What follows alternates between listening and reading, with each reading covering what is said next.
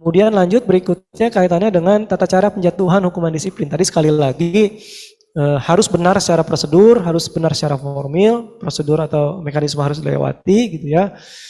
Nah, jadi apa sih dasar pejabat yang berwenang menghukum menjatuhkan hukuman disiplin? Ya dasarnya adalah hasil pemeriksaan dari tim pemeriksa atau dari atasan langsung. Ya, hasil pemeriksaan dari tim pemeriksa atau atasan langsung itu bisa menjadi bahan pertimbangan pejabat yang berwenang menghukum untuk menjatuhkan hukuman disiplin. Dan prinsipnya penjatuhan hukuman disiplin itu atau hukuman disiplin itu adalah pembinaan. Gitu ya, sifatnya pembinaan. Jadi bukan pembinasaan gitu, yang sering kita pakai istilahnya gitu ya. Ya pembinaan. Jadi orang yang melanggar, orang yang pernah kecebur dalam comberan yang salah atau orang pernah terjerumus dalam lubang yang salah gitu, jangan sampai kemudian dia terjerumus lagi dalam lubang yang sama gitu kan.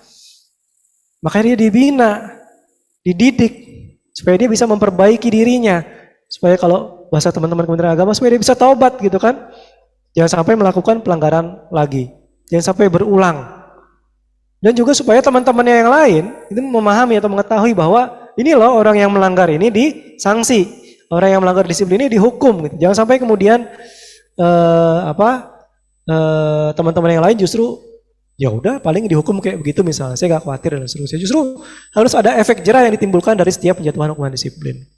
Ya, sehingga kemudian yang bersangkutan menyesal, berusaha tidak mengulangi dan memperbaiki diri di masa yang akan datang. Itu kira-kira prinsip pembinaan yang ada dalam penjatuhan hukuman disiplin.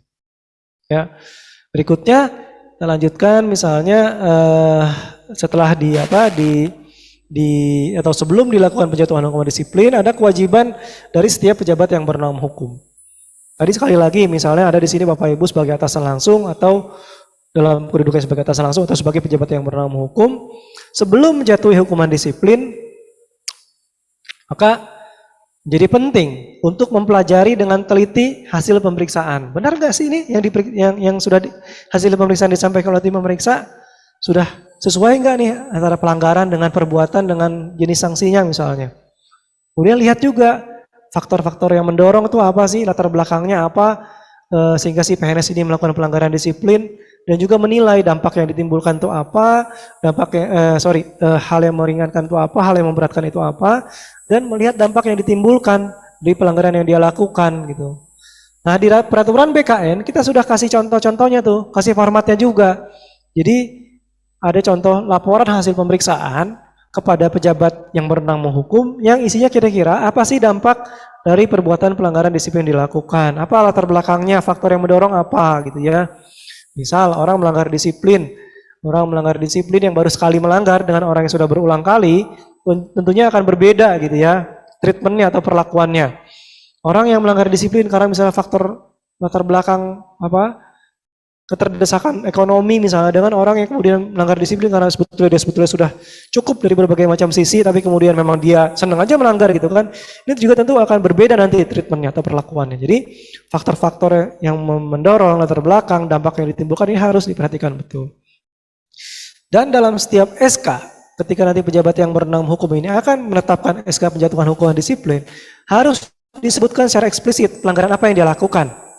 Disebutin tuh karena terbukti melanggar kewajiban, misalnya mengikuti sumpah jabatan misalnya, dia tidak ikut sumpah jabatan misalnya, maka kemudian dia disebutkan di dalam SK-nya.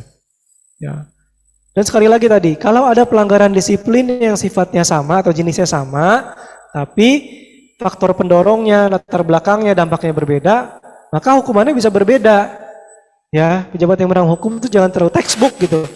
Lihat dulu kondisinya seperti apa, latar belakangnya seperti apa.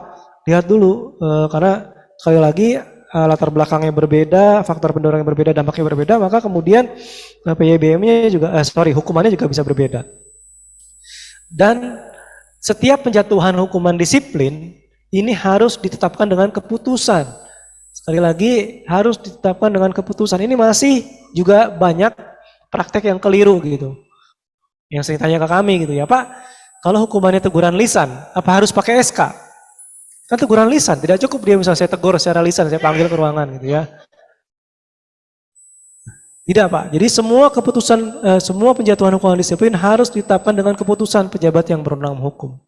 Harus ada SK-nya, harus ada basicking-nya. Ya, jadi harus ditetapkan keputusan pejabat yang berwenang hukum. Meskipun misalnya tadi seorang pejabat pengawas misalnya, maka nanti SK-nya bunyinya keputusan kepala subbagian bla bla bla bla. Keputusan kepala apa sih? Misalnya kepala subbagian tata usaha kalau di kantor gitu ya. Kalau di kantor kabupaten kota. Keputusan kepala bagian tata usaha kalau ada di Kanwil misalnya. Jadi itu yang kemudian harus kita perhatikan betul.